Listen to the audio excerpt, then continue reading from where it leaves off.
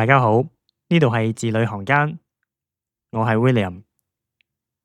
喺歷史上邊有一個人身無分文，但係佢就夠膽去敲全世界最偉大發明家嘅門口，然後就同佢講：我要成為你嘅合夥人。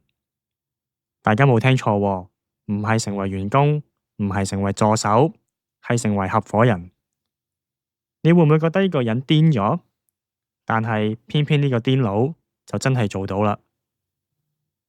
今日我哋要講呢本書叫做《思考致富》，英文名係 Think and Grow Rich， 作者係拿破崙希爾 （Napoleon Hill）。呢本書係1937年出版，至今全球銷量超過6000萬冊，無數嘅商界領袖將佢奉為致富嘅聖經。希爾本身就唔係一個富二代，佢唔係含住金鎖匙出世，佢花咗整整20年，採訪咗超過500位美國最成功嘅富豪，當中包括鋼鐵大王卡內基、發明家愛迪生、汽車大王福特，只係為咗揾出一個問題嘅答案。而呢個問題就係成功嘅秘密到底係乜嘢呢？而佢得出咗結論，只有一句說話：凡是人心所能想象並相信的，終必能實現。聽起嚟好似好虛無，等我哋用一個真實嘅故事嚟講啦。時間嚟到1900年代初期，地點係美國新澤西州，有一個後生仔，佢名叫 Edwin， 佢身無分文，亦都冇受過啲咩高等教育，佢所認識嘅人入邊都冇一啲有權有勢嘅人物，簡單嚟講就係咩都冇啦。但係喺佢個腦入邊有一個念頭，一個強烈到佢瞓都瞓唔着嘅念頭。呢個念頭就係我要成為愛迪生嘅合夥人。係，大家冇聽錯，我講緊嘅愛迪生就係大家認識嗰位發現鎢絲、發明燈泡、發明留聲機嘅嗰位偉大嘅發明家。而 Edwin 佢真係窮到連去愛迪生實驗室嘅路費都冇，佢只可以偷偷咁爬上一列火車，好似個流浪漢咁搭到去新澤西州。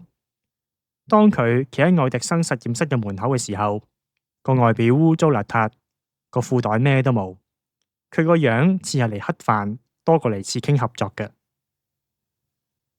愛迪生後嚟回憶咁講，佢第一眼見到 Edwin， 覺得呢個後生仔睇起嚟好似一個普通嘅流浪漢，但係當佢睇深入啲，望住佢嘅眼睛，佢睇到另一樣嘢，就係一種決心，一種令到愛迪生都無法忽視嘅嘢。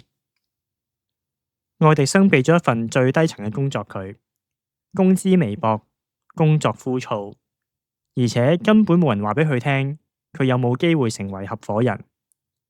但係 Edwin 佢冇抱怨，亦都冇放棄，佢喺嗰度工作，等待機會，一等就等咗好幾年啦。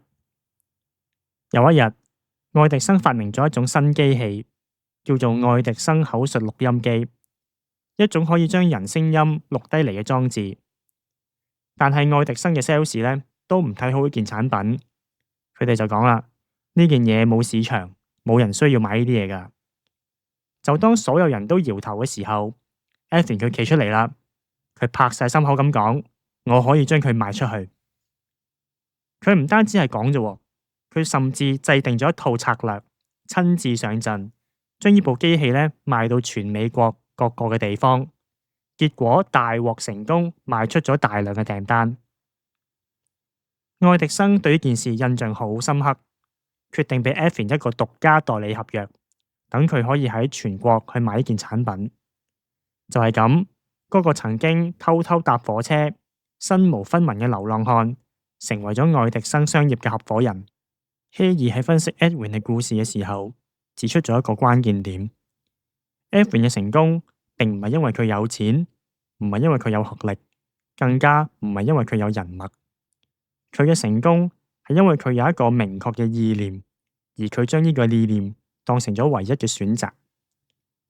希爾話：財富嘅起點唔係銀行戶口，唔係學歷，而係你腦入邊嗰個念頭。喺呢度呢，有一個好關鍵嘅區別，希望得到財富同埋下定決心要得到財富係兩件完全唔同嘅事。希望係被動嘅，你希望中六合彩，希望老闆加薪，希望有一日你運氣會好。而意念係主動嘅，你決定咗一個目標，然後將你所有嘅精力都集中喺呢個目標上邊，唔達到就唔會罷休。唔知大家有冇一種心態呢？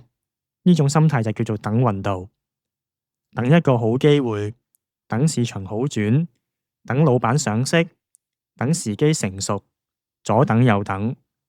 但係希爾話俾我哋聽，機會唔係等出嚟，而係主動創造出嚟。就好似 Edwin， 佢唔係等愛迪生去揾佢，而係佢去主動揾愛迪生。佢唔係等一個完美嘅時機，而係喺最唔完美嘅條件下出發。唔知大家有冇一個念頭，或者一件好想做嘅事，一直喺你哋嘅腦入邊徘徊，但係就因為條件唔夠而遲遲都未開始行動。譬如啦，等我儲夠錢再創業，等我學好英文再申請嗰份工，等啲細路大啲再去追夢。咁希爾就會問你，你等嘅嗰個完美時機到底咩時候先會嚟呢？Edwin 佢連路費都冇，最後都係出發咗。佢嘅武器只有一個念頭。唔知道大家仲記唔記得書本開頭嗰句說話？嗰一句成功人士嘅秘密喺呢度 William 提翻出嚟，希望鼓勵到大家。凡是人心所能想象並相信的，終必能實現。好啦，今日我哋講咗思考致富嘅第一個核心，財富開始於一個意念，一個明確、強烈、冇退路嘅念頭，係一切成就嘅起點。但係呢度有一個問題，只係有念頭夠咩？如果你問大多數人，你想唔想變得富有？大部分人都會話我想啊。但係點解99% 嘅人每日都想變得有錢，最後只有1% 嘅人真正變得富有呢？想要同埋渴望到底有咩分別呢？下一集我哋繼續講，我哋下次見，拜拜。